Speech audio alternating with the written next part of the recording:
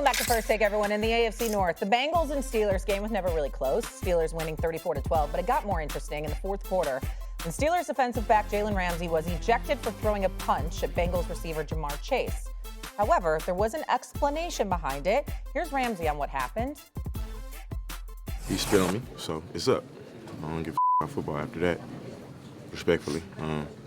I'm always going to be all for trash talking, stuff like that. I actually enjoy that part of the game. I think people know that. We was talking for real, which I'm cool with.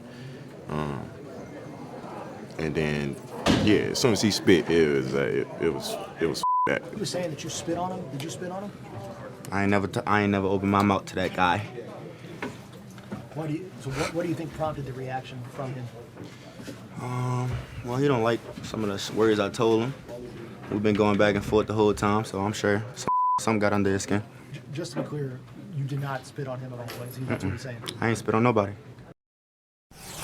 And not once, but twice. Problem is, we have high-definition cameras now that can see saliva flying directly in Ramsey's direction. That's right. I hate to call you a liar, Jamar Chase, but we got video to prove it. What is a fair punishment now for Jamar Chase? First of all, it should be an automatic 2-game suspension. Automatic. One is for the spitting. Another is for telling a bold-faced lie, because he was lying. It's clear as day. You understand? I saw the interview with Jamar Chase talking to reporters before I saw a replay of the actual incident itself. To sit up there with a straight face, I ain't open my mouth. I ain't do nothing. You know what I'm saying? I mean, talk about plausible. Evidently, he doesn't understand we're living in a modern age where cameras are everywhere. You damn right he spit on Jalen Ramsey. He spit right at him. All right, there's no way around it, and it was thick so you could see it, okay? Here's the bottom line, okay? Jamar Chase is my absolute favorite receiver in the National Football League. I know Justin Jefferson is a stud. I know Njigba is something special. I know it, but I'm a Jamar Chase fan. You don't spit on anybody. You don't spit on another man on the football field, obviously, either, okay? And then to sit up there and to lie the way that he did. It was a bold-faced lie. Bold-faced lie. Twice. Bold-faced lie. I mean, twice. I ain't spit on nobody. I mean, come on, man. You know, listen. The NFL has to send a message. We saw what Jalen Carter did to start off the season or whatever. You talk about a situation where it's going to be very, very difficult to control how another man comes on at you, whether it's on the football field or even outside after the game, you know, whether the locker room or whatever. These are the kind of things that you put a stop to before they even start. You don't do that. You don't do that. You have to send that kind of message. I believe it warrants a 2-game suspension. That's what I believe it does. Cam Newton, what do you think? Okay, so I'll put this in humanistic perspective, or from the fans' perspective. We do not expect this type of behavior from a superstar and a box office individual like Jamar Chase. Now, and I say this with all due respect, what happened with Jalen Carter is on the right. He's not a superstar. He's not on Jamar Chase. He's not box office. He's a great player. He's dominant, yeah, but he's not at a trajectory of like a A.J. Brown or like a Jalen Hurts or Saquon on that team. So, okay, we understand that. But you add in a superstar that spit is clear as day. Am I offended by the lie? Yes. I'm like, okay, come on, bro. Like you tripping. Jalen Ramsey is an individual that warrants the smoke. I played against him. That's who he is by nature. But this is the thing about Jalen Ramsey after the game. Bro, he's going to be the first person to come up to you and dap you up and say, hey, bro, I like that type of game, bro, and keep it up for the rest of the year. Blah, blah, blah. No matter what it is, individuals on the football field are alphas, are warriors. But as soon as the clock strikes 0, they come back to reality. One of the guiltiest things that I also witnessed throughout this video was this. Why didn't Jamar Chase throw a punch or defend himself? He was clearly in the position where it's like, hold on, as a man, you have to protect yourself. He knew he did something that required a response to that magnitude. As we're looking at this video, I don't care what it was. I don't care how it is. He knew something was up because he responded.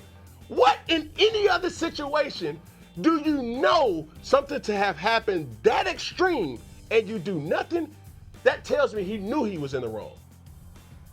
Yeah, I think 2 games is probably fair. The only question I have is this is the second time this year is the NFL going to go more extreme? Because it hasn't stopped. To your point, this is something you nip in the bud. I don't know if the NFL will go more extreme. I'm shocked. Jamar just never has come across this way to me. He seemed a little bit more like reserved and quiet. He's dealt. I think what you're seeing is frustration over the course of. Yeah, they were getting their ass kicked yesterday. Yeah, and like this is 2 years now, having to play without the quarterback, the MVP performance last year. This was the big year, bringing both receivers back, and now he's having to deal with no Joe Burrow again. So it does seem like frustration boiled over, but I would imagine something along the 2-game suspension. I'm surprised Jamar did this. In the sport of football, which y'all know a hell of a lot better than me, the bottom line is stuff can happen, but there are certain things that go beyond the pale. Hitting one another, punching one another, arguing with one another, stuff like that. Fine. But when you spit on a man, the way we saw Jamar Chase do that yesterday, you understand? Yeah. That's the kind of stuff that, you know what, in some cases, I saw Damian Woody talking on Get Up earlier this morning. He's like, that's the kind of cat, that's the kind of situation where you go back to the locker room and you walk down to the opposite locker room looking for that cat. Yeah. You understand? You never know what that could regress into. And so that's not a normal kind of altercation to happen. There are lines that are crossed when you spit on somebody. And Jamar Chase crossed that line. And considering the fact that Jalen Carter did it to start off the season and the NFL handed down the suspension, you already know where their stance is, okay? So you know better than doing something like that. The message has been sent. Now it needs to be sent more emphatically. And I also do think that Jamar Chase lying the way that he did. Think about it. What are you going to believe now? When something comes out of his mouth, you ain't going to take it. You're going to take it with a grain of salt. Because, I mean, man up. You know, that's what you did. That's what you did. Either apologize or don't apologize for it. But to look in the camera not once but twice and be like, nah, I don't know what you're talking about. I never opened my mouth. You know, that's like Eddie Murphy doing stand-up many, many years ago. Hey, it wasn't me. Hey, wasn't me. Really? We know better. So we saw it. It's right there for us to see, okay? You got to suspend the man for a minimum 2 games. Cam, to your point, every player I've interviewed that's gone up against Jalen Ramsey says he's the best trash talker in the game. Like, that's part of his game. He loves to trash talk. It adds to it. So to warrant that kind of response, obviously something had to have gone a step further. Yeah, listen, this is human rights. If it leaves any part of your body, whether below the belt or above your chin, you deserve your ass whooped. And this is a person, I got the utmost respect for Jamar. So do I. And even after this, still, like, you have to look at a situation and say, in any other situation, if somebody were to tell you, hey, bro, he slapped me. Okay, cool, what you do? Hey, bro, he mushed me. Okay, bro, what you do? Hey, dog, he spit on me. That's the ultimate sign of disrespect. And for that moment, we've seen players do this in dating back to Bill Romanowski, for Christ's sake. And that was like, no. You're going to have to see me. That's what we call, hey, it's an on-site type of thing. Whether I see you on the field or I see you wherever, you're going to have to see me. Spitting on an individual is the ultimate form of disrespect, and I could care less. You're minuscule. You're a grain of salt to me. Yeah. That's what the action showed. Yeah. And this is the NFL. This is the NFL. This is one of the most violent sports in the world. You have a license to be violent. And even those who are participants in it and know they have a license to be violent are telling you that's a line you don't cross. Right. I love Jamar Chase. He's my favorite receiver in the National Football League, but you can't get away with doing that, and the NFL better do something about it, because let me tell you something.